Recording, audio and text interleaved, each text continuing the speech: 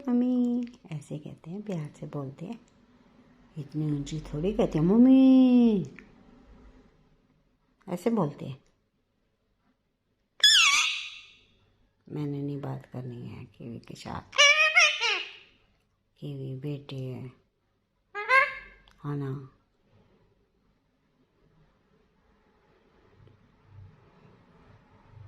आप बात करो ना।